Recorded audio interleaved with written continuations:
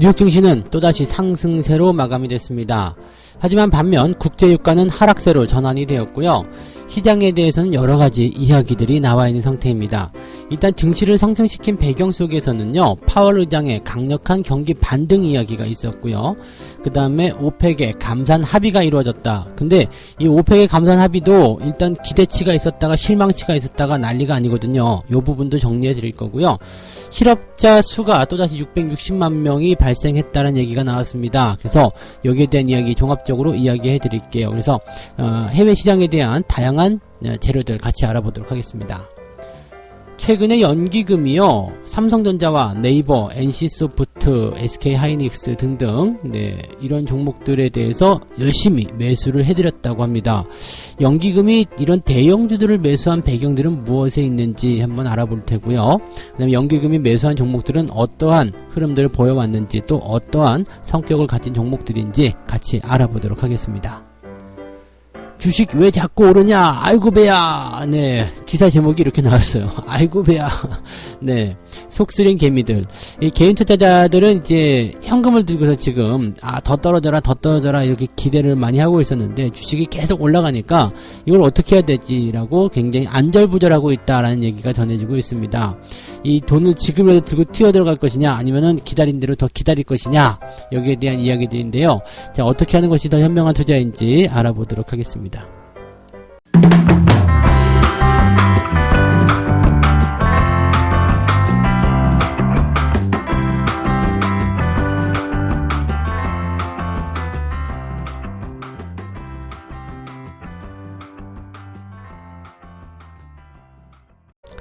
네, 반갑습니다. 오늘은 4월 10일 금요일입니다. 주말장이죠. 네, 약간의 변동성이 나타날 수 있는 그런 장세다라고 보시면 되겠습니다. 미국 증시는 계속해서 일단 상승세를 이어가고 있습니다. 분위기는 뭐 긍정적이라고 봐야 되겠죠. 일단 올랐으니까요. 증시가 상승하고 있다라는 것은 그래도 매수에 대한 의견들이 더욱더 강하게 유지가 되고 있고, 시장에서는 긍정적으로 방향성을 보고 있다 이렇게 볼 수는 있겠잖아요. 네, 그래서 그런 식으로 좀 보시면 될 것 같은데, 증시를 상승 쪽으로 이제 만들어낸 그 배경에는요, 일단은 파월 의장의 강력한 경기 반등 이야기, 이게 나오지 않았나 생각이 됩니다. 2분기에는 뭐 일시적인 경기 충격은 예상이 되고 있다 이렇게 얘기는 하고 있지만, L자형이라든지 U자형이라든지 이런 형태의 경기 침체 가능성에 대해서는 거의 없다. 그냥 V자가 나올 것이다. 뭐 이런 식으로 강력하게 이야기를 했다고 합니다. 이 연준 쪽에서 특히 이제 파월 의장 같은 사람이 이렇게 강력한 경기 반등에 대한 이야기를 했다는 것은 약간 의외적인 부분이에요. 아무튼 뭐 시장 상황이 좋지 않고 여론이 계속 압박을 하고 있기 때문에 그렇게 얘기를 한 것이 아닌가 싶기도 한데, 보통 이 사람 같은 경우는 얼굴 딱 보시면 아시겠습니다만 굉장히 원칙적이고 고리타분하고 고지식하고 이런 게 이 파월 의장의 그냥 그 트레이드 마크 성격이거든요. 그래서 그냥 원칙대로 그냥 학자의 어떤 이미지라고 좀 보시면 되거든요. 근데 이런 사람이 이렇게 약간 감정적이라고 볼 수 있는 그런 강한 경기 반등에 대한 이야기를 했다는 것은 그동안 스트레스를 많이 받았기 때문일 것인지, 아니면 정말로 여기에 대해서 강력한 자신감을 표명하는 것인지에 대해서는 조금 알아봐야 될 것 같긴 합니다. 다만 연준 쪽에서 이례적으로 이렇게 강력한 경기 반등, 뭐 경기 침체, 그것도 L자형이나 U자 형태의 그런 침체 형태는 나오지 않겠다라고 얘기한 것은 일단 투자 심리를 크게 개선시키는데 한몫을 했을 것이다라고 보여지고 있습니다. 뭐 이러한 내용들은 일단 증시를 상승세로 유지시키는데 중요한 포인트가 됐을 것 같긴 한데요. 약간의 이제 변수들은 조금 있습니다. 일단 유가 쪽으로 좀 봐야 되겠죠. 이 유가가 좀 가장 궁금해 하실 텐데요. 유가가 이제 사실은 감산 협의가 되었다 안 되었다 가지고서 굉장히 말이 많습니다. 사실은 이제 팩트를 또 보게 되면 일단 감산에 합의를 했다라고 보는 게 맞을 것 같아요. 어느 정도 수준이냐를 가지고서 이제 말들이 나오는 부분들인데, 일단은 감산에 대한 부분들이 진행이 되었다라고 보시면 되겠습니다. 이 역사를 한번 살펴보게 되면 히스토리가 원래는 이제 오펙과 그 다음에 러시아 이런 그 연계 회의에서 이제 의견 차이가 좀 있었죠. 왜 우리가 감산을 해야 되는데 라는 러시아 측의 의견을 보여주게 되면서 감산에 대한 연장 합의가 실패가 됐었죠. 그래서 4월 1일부터는 사실 뭐 서로 막 치고받고 하는 그런 형태의 모습이 좀 나타났었습니다. 그래서 시장 점유율을 이제 확장시키기 위한 그런 형태의 모습이었고, 결국 그런 모습은 국제유가가 폭락하는 하나의 포인트로 작용이 되었다라고 생각하시면 되겠죠. 자, 이러다 보니까 미국 세일 업계들의 실적, 성장, 생존 이런 부분들이 불투명하게 됐어요. 어렵게 잡은 석유 패권의 위치를 빼앗길 수도 있는 상태가 되니까 미국이 약간은 안달병이 났을 거라 생각합니다. 그래서 트럼프가 만약에 감산하지 않으면 관세를 매기겠다 이런 협박도 좀 하면서 다시 중재를 하게 되죠. 그래서 감산 협의가 다시 회의로 이루어지게 된 게 이제 4월 9일입니다. 현지 시각으로 이제 지금 정도라고 보시면 될 것 같은데, 일단 결과는 나왔습니다. 감산은 일단 합의를 했다라고 얘기가 나왔어요. 네, 합의가 일단 됐습니다. 근데 이제 감산 협의가 끝나고 나서 감산에 협의를 했습니다. 원칙적으로 동의했습니다. 라고 이야기를 하고요. 최대 하루에 2천만 배럴의 감산 방안이 논의되고 있다라고 얘기가 했지만 아직까지 발표가 나오지 않았어요. 일단은 처음에 나온 뉴스 발표로만 의한다면 감산 합의가 되었습니다. 하루에 최대 2천만 배럴의 감산 방안이 논의되고 있습니다. 자, 이렇게 되어 있는데 원칙적으로 합의한 것까지는 팩트예요. 근데 2천만 배럴이 될 것인지 아닌지는 모르고 있습니다. 왜냐하면 감산에 합의를 했습니다. 근데 그 규모에 대해서 지금 논의 중에 있으니까 다 끝나고 나면 발표할게요 라는 얘기가 나온 거거든요. 그러니까 가만히 이게 보고 있으니까 2천만 배럴이면은 이게 전 세계에서 이제 소비하는 그런 석유량의 약 20% 가까이 된단 말이에요. 과연 이게 가능하겠냐라는 생각이 살짝씩 들기 시작한 거예요. 그래서 야, 이거 이 정도는 아닌 것 같다. 그냥 하루에 1000만 배럴 정도면 적당하지 않겠니? 이런 식으로 나오게 되는 부분이고요. 이 1000만 배럴 같은 경우도 과연 될 것인가라는 부분이 좀 나오기도 하고, 또 1000만 배럴에 대한 이런 감산은요, 공급 과잉에 대한 부담을 덜어주기에 미흡할 것이다 라고 얘기가 되고 있습니다.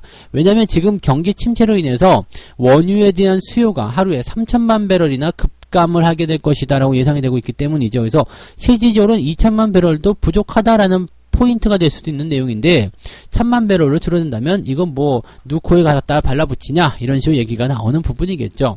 그래서 여기에 대해서 이제 서로 이제 이야기들이 싸움을 하고 있는 모습인 것 같고요. 어쨌건 감산에 대한 부분은 이루어졌다라고 되는데, 감산을 하기는 했는데 이 부분이 효과를 어느 정도 작용할 것이냐, 여기에 대해서는 아직 불확실하다라고 얘기가 되는 거죠. 그러니까 트럼프는 1500만 배럴까지 얘기를 했었습니다만, 이것이 2천만 배럴로 가느냐 아니면 1000만 배럴로 가느냐에 따라서 유가의 흐름들은 바뀌지 않겠나 생각합니다. 그래서 장 초반에는 일단 감산 합의가 이루어졌다, 2천만 배럴까지 될 것이다 라고 이야기가 되면서 국제 유가가 급하게 올라가는 모습이 좀 있었습니다. 근데 마지막에는 이제 감산의 규모가 1000만 배럴에 그칠 것이다 이런 전망이 나타나게 되면서 다시 급변동을 하게 됐고요. 결국에는 이제 마이너스 9.3% 이걸로 마무리가 좀 됐습니다. 그래서 22.76달러에 지금 현재 국제 유가 WTI가 현재 가격으로 형성이 되어 있습니다. 이런 롤러코스트의 형태로 본다라면 그냥 요 즈음이 유가는 더 내려가지 않는 그런 형태의 모습이지 않겠나라고 판단이 좀 됩니다.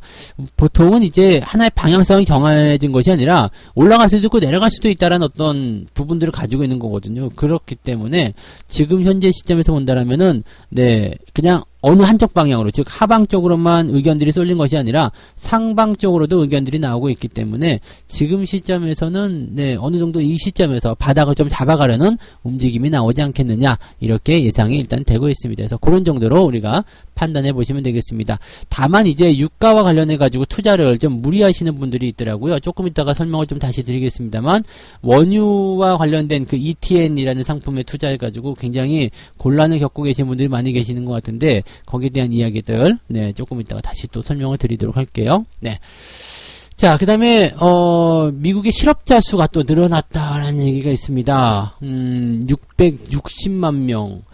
뭐 지난주에 비해서 조금 줄었죠. 그래도 뭐 좀 다행이지 않나라고 생각이 좀 들어요. 근데 660만 건이 또 다시 청구 건수가 기록을 했다라는 것은 여전히 뭐 부담스럽다라고 볼 수가 밖에 없겠죠. 근데 사실 이 여파라는 것이 그냥 1, 2주에 끝난다거나 그런 것이 아니었거든요. 그러니까 시간적인 부분들을 좀 길게 놓고 봐야 되는 그런 것이 아니었겠냐. 그래서 2주, 3주 정도는 우리가 지켜봐야 된다. 이렇게 본다라면 지금 3주 연속 실업자 수가 이제 이렇게 크게 확장이 돼서 나왔다는 것은 그냥 정상적인 예측이 가능한 그런 정도의 수준이었다라고 보시는 것도 맞을 것 같아요.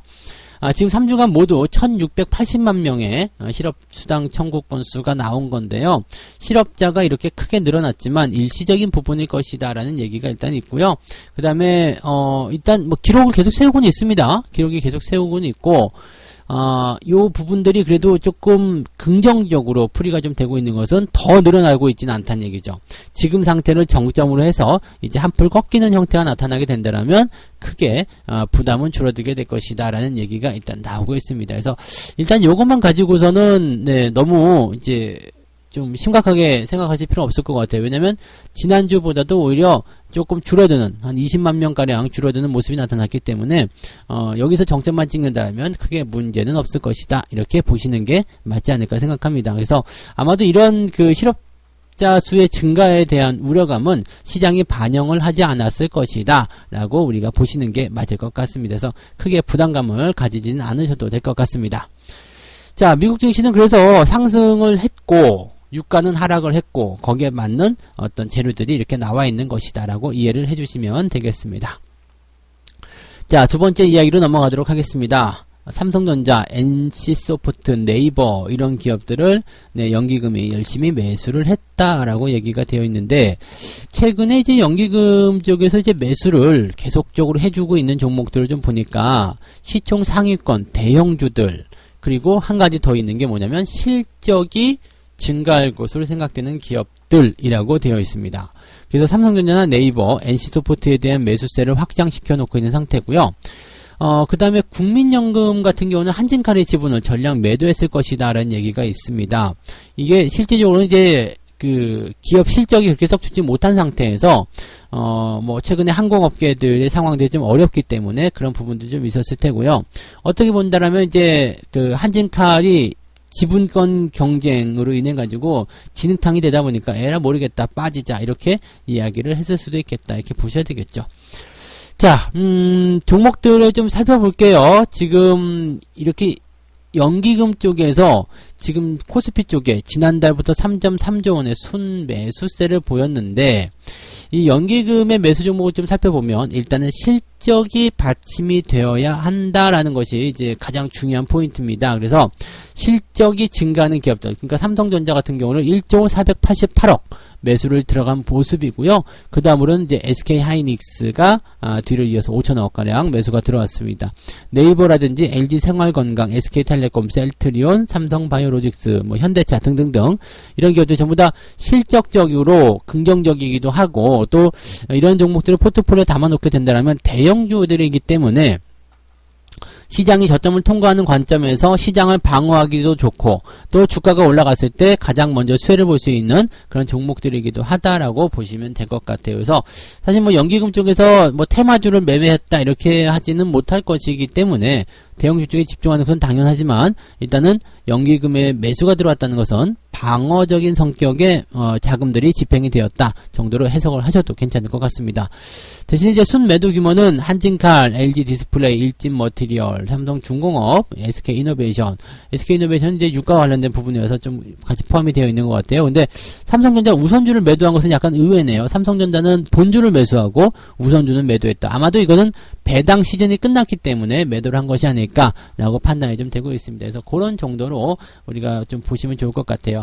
최근에 이제 배당금들이 막 입금이 되는 거 보고 계시죠? 네, 저도 입금이 많이 됐더라고요. 근데 배당금 통지서 이렇게 받아보시면은 배당 잘 주는 회사들의 주가는 나쁘지 않아요. 나쁘지 않고 주가가 많이 빠졌더라도 급하게 또 다시 상승을 하는 모습들이 나타나고 있더라고요. 그러니까 배당률이 꾸준하게 유지가 된다면 오히려 이렇게 주가가 많이 떨어졌을 때 주식을 사놓는 게 더 이득이다라고 생각이 들 수도 있을 겁니다. 그래서 실제적으로 지금 통가에 의하면 그 슈퍼 부자라고 할 수 있는 그 돈이 아주 많은 사람들 있죠. 갑부, 재벌 이런 사람들의 주식 매수가 무려 23배, 23배나 늘어났다는 얘기가 있습니다.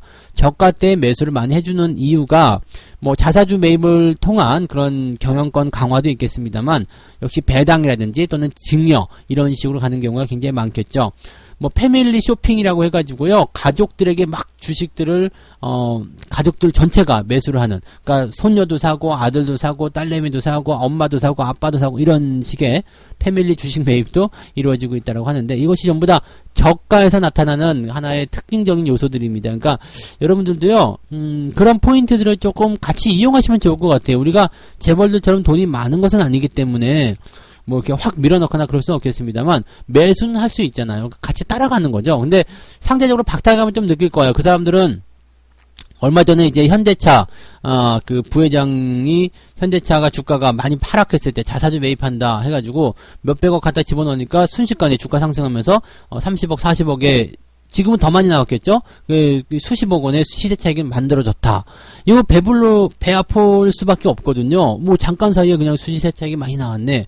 근데 나도 똑같은 자리에 들어갔지만 우리는 몇백억씩 살 수 있는 그런 건 아니잖아요. 그러니까 이렇게 순식간에 수익이 나올 수 있는 그런 구조를 우리가 건드릴 수는 없을 겁니다. 근데 뭐 비례적인 거죠. 내가 100만원 넣었으면 거기에 맞는 수익이 나오게 되는 거니까 그런 식으로 우리가 보시면 될 것 같습니다. 그래서 일단 수익을 볼 수 있는 그런 기회, 그런 요인들이 대형주 쪽에서 일단은 먼저 나타나는, 또 방어적인 모습이 나타나는 그런 흐름들이다라고 보시면 되겠고요.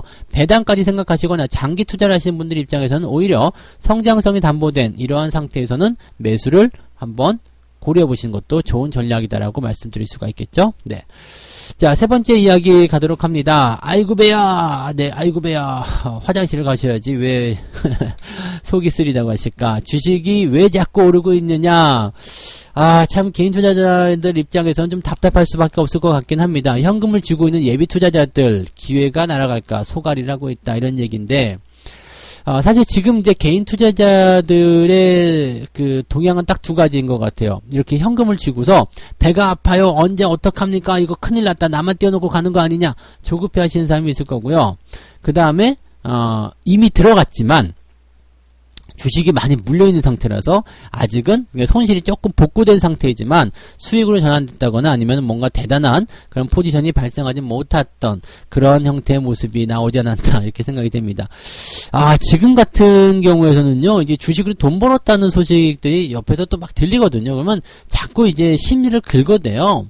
예, 돈은 들고 있어요. 지금이 기회라고 하니까 돈은 들고 왔어요. 그런데 일단은 증시가 더 하락할 수도 있다라는 어떤 부담감 때문에 일단 좀 지켜보고 있는 사람들이 굉장히 많이 있을 거란 말이에요. 근데 여기저기서 그냥 뭐 삼성전자로 돈 벌었다, 현대차로 뭐 30% 수익 나왔다, 뭐 원유 상품에 투자하면서 어마어마했다, 뭐 원유에 투자해가지고 20-30%씩 수익 본 사람들 굉장히 많더라고요. 근데 요거는 이제 우리가 조금 주의를 좀 해야 되는 게, 아까도 제가 이제 잠깐 예고를 해드렸지만 그 ETN이라는 상품이 있어요. 이제 상장 지수 증권이라는 거죠. 이제 약간 채권과 같은 느낌이라고 좀 보시면 되는데, 이거는 이제 만기가 있는 상품입니다. 만기가 있는 상품이고, 그 다음에 뭐 원유라고 한다라면 이제 원유의 그 선물 가격을 기초 자산으로 하거든요. 그러니까 같이 움직이는 거예요. 그래서 원유 가격이 만약에 $10다 그러면은 거기에 맞게끔 이 가격이 형성이 되는 거죠. 근데 딱 그 원유 기초 자산하고 지금 현재 그 주가 가격하고 딱 맞출 수가 없기 때문에 거기서 발생하는 것을 우리가 그 괴리율이라고 이야기를 합니다. 근데 최근에 괴리율이 95%까지 나온 것이 나왔다고 합니다. 95%가 나왔다는 것은요, 기초자산 대비해서 주가가 2배 이상 올랐다는 이야기거든요. 그러니까 기초자산이 만약에 1,000원이다 그러면 주가는 지금 2,000원에 거래가 되고 있다는 이야기예요. 이건 무슨 의미가 있냐면요, 이건 만기가 있잖아요. 만기가 있으면은요, 이게 기초자산으로 청산이 돼 버립니다. 그러면은 원유 가격이 많이 올랐다고 하더라도 2배 이상 오를 일은 없잖아요. 뭐 절반 정도 올랐다 하더라도 반토막이 손실일 테고요. 원유 가격이 안 올라버렸다 그러면 엄청난 손실이 나올 수 있습니다. 이게 지금 보시면은 어마어마한 손실이 지금 예상이 될 수 있는 부분들이, 즉 괴리율이 높은 종목에 투자를 하게 된다면 이런 상황이 벌어질 수 있죠. 뭐 롤오버하면 되지 않습니까? 라고 하지만 롤오버할 때도 비용이 발생한단 말이에요. 그러니까 일단 이 괴리율이라는 부분들, 이 청산이라는 것이 있는 종목들은요, 반드시 투자할 때 따져보고 투자해야 된다는 것을 꼭 명심하셔야 되겠습니다. 근데 어쨌건 원유로서 투자를 했다, 아니면은 뭐 이런저런 상품으로 이런저런 주식으로 투자를 해서 수익이 많이 났다, 이런 사람들이 많이 늘어나다 보니까 아이고 배 아파, 어떻게 하면 좋습니까, 나도 지금은 사야 되나요, 등등의 얘기들이 굉장히 많이 나오고 있습니다. 자, 과연 어떻게 하는 게 좋을까요? 지금은 이제 지금이라도 투자하는 것이 낫겠느냐, 이런 질문들이 많이 나오고 있다는 건데, 제 생각에는요 이렇습니다. 매수에 대한 부분들은 제가 늘 시황을 통해서 말씀을 드렸어요. 여기 뭐 뉴스에서는 제 이야기를 전달해 드리기면 조금 그렇겠습니다만, 그래도 도움이 좀 되시라고 말씀드려보면, 제 시황을 꾸준히 들어오신 분들은 아마 여기에 공감하시리라 생각합니다. 지금은 기회라는 관점들을 계속 말씀드리고 있죠. 매수를 할 수 있는 기회다. 이게 언제부터 말씀드렸냐면 3월 말부터 이야기 계속 드리고 있는 거예요. 이 증시가 이제 바닥에 근접을 했다, 변동성이 굉장히 크게 확장이 되면서 시장의 바닥이라는 느낌들이 굉장히 강해지고 있다. 그렇기 때문에 매수를 하는 것은 나쁘지 않다. 다만 주가가 계속해서 올라가지는 못할 것이고 다시 내려올 수도 있다. 그렇지만 이 내려오는 포인트가 언제인지, 또 어디서 지지가 나올 것인지, 얼마큼 올라간 다음에 들어올지는 나도 확실할 수가 없다. 지금이 바닥이라는 것을 확인하기 위한 작업은 필요하겠지만, 얼마만큼 올라갔다, 얼마만큼 내려왔다, 어떻게 움직일 것인지, 또 기간을 얼마만큼 잡을 것인지는 확신할 수가 없다. 자, 그렇다면 일단은 기회는 기회이고 저점에 대한 포인트를 우리가 매수로 가져가긴 해야 되겠는데 불확실하단 말이에요. 그럼 어떻게 해야 될까요? 나눠서 매수하라는 이야기입니다. 지금 조금 일단 사놓고 기다렸다가요, 상황이 만약에 계속 올라간다, 그렇다면 일단 조금만 사놓은 것들이 수익 나고 있으니까 긍정적으로 보고 방향성 보면서 또 추가 매수해도 되는 거고요. 내가 조금 사놨는데 주가가 더 떨어졌어요. 하지만 바닥이라는 인식이 있다고 그랬죠. 바닥이라는 인식이 있기 때문에 어떻게 해요? 현재 시점에서는 저점권 지지가 확인되면 또 사는 거죠. 그러면 평단가는 어쨌든 간에 내가 매수를 계속하면서부터 맞춰지기 때문에 어떻게 돼요? 주가 흐름 속에서 굉장히 긍정적으로 우리가 저가 매수가 가능해진다는 얘기가 되는 겁니다. 이런 식으로 하게 되면 여러분들이 투자로서 손실을 보게 될 가능성은 많지가 않아요. 왜냐하면 저점대에서 계속적으로 매집을 해주게 되는 상황이 되기 때문에 수익이 날 수 있겠죠. 그리고 포지션에 대한 부분들을 자 오늘이다 내일이다 딱 집어낼 수가 없기 때문에 여기에 대한 내용들에서도 여러분들이 안정적으로 투자를 하실 수가 있겠죠. 기회가 왔을 때 그냥 놔버리는 것, 그냥 현금만 들고 가만히 기다리고 있는 것, 그냥 누군가 밥을 떠먹여주길 기다리는 것과 똑같은 거죠. 일단은 액션에 나서야 됩니다. 숟가락을 하나씩이라도 퍼서 한 수저씩 먹어야지만이 밥그릇에 들어있는 밥을 다 먹을 수 있는 거 아니겠습니까? 그래서 조금씩이라도 일단은 들어와 보실 것을 권장해 드립니다. 뭐 많이 사시면 안 돼요. 빚내서 투자하셔도 안 되고요. 살짝 해놓고 동향을 살펴보면서 추가 매수. 근데 오늘 사고 내일 사고 이런 거 아닙니다. 오늘 사고 또 한 1, 2주 정도 지켜보고 상황을 보면서 이렇게 들어가시는 것, 즉 천천히 하시는 것을 꼭 권장해 드리니까 매수는 할 수 있는 기회, 매수가 좋은 기회이긴 하지만 조금 더 확신을 이제 불확실성이 나와 있기 때문에 안정적으로 투자를 해야 되겠다, 이렇게 보시면 되겠습니다. 그러면 더 이상 배 아플 일은 없겠죠? 자, 세 가지 이야기 전달해 드렸습니다. 뉴욕 증시가 상승을 했는데 국제유가는 하락을 했습니다. 뭐 같이 움직이란 법은 없겠습니다만 같이 위험 자산이기 때문에 약간의 좀 이런 디커플링이 조금 이상한 뉴스다라고 볼 수 있겠습니다만, 일단 감산 합의에 대한 내용이 약간 불확실성을 가지고 있었죠. 감산의 합의는 했지만 그 규모가 정해지지 않았다, 그런 얘기가 있었고요. 대신에 이제 파월 연준 의장이 이 미국 증시가, 미국 경기가 V자로 급반등을 하게 될 것이다, 이런 얘기들을 해서 투자 심리를 많이 회복시켜 줬고요. 실업자 수도 660만 명이 나왔지만은 일단은 지난주보다 좀 줄었다라는 것이 이제 투자 심리를 크게 자극하지 않았다, 이러한 형태로 보여지고 있습니다. 미국 증시는 여전히 나쁘지도 않다, 이렇게 보시는 게 맞겠고요.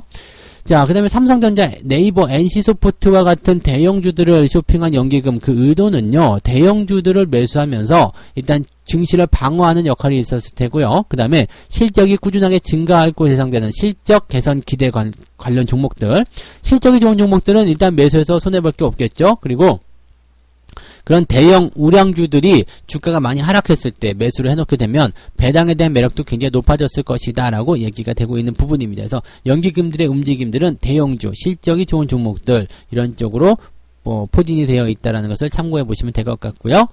자, 주식이 왜 자꾸 오르고 있느냐, 개인 투자자들 속이 쓰려서 지금 답답하다 이런 얘기들 하고 계시는데 현재 이런 포인트에서 지금이라도 들어가야 되느냐, 지금의 주식 사야 되느냐, 이런 관점에 대해서는요, 나눠서 조금씩 담가보는 것이 중요하다. 지금은 일단 기회의 요인들이 많이 나오고 있었기 때문에 지금도 늦진 않았다. 대신에 한꺼번에 밀어넣는 것이 아니라 소량으로 분할 접근을 해야 된다. 개인 투자자들이 가장 못하는 것 중에 하나가 이 분할 매수이긴 한데요, 너무 짧은 기간 내에 무언가를 만들어내려고 하지 마시고요. 네, 천천히 이 기간은, 네, 누리면서요. 그죠? 이 바닥이란 기간들을 누리면서 수익을 내실 수 있도록 그렇게 가셨으면 좋겠습니다. 네. 자, 여기까지 이야기 해드리고요. 네. 책 한 곡지 읽고 마무리 하도록 하겠습니다.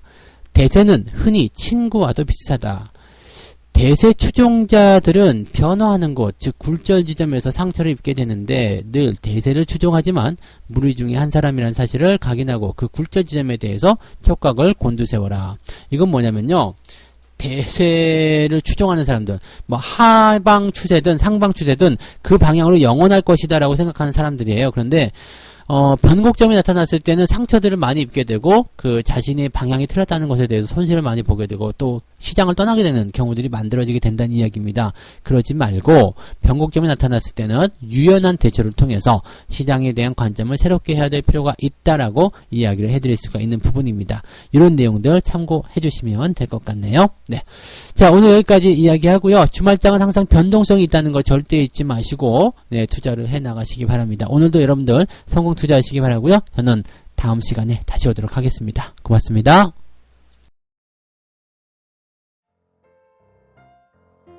본 방송에서 제공되는 모든 정보는 투자 판단의 참고 자료이며 투자의 최종 책임은 본 방송을 이용하는 본인에게 있습니다.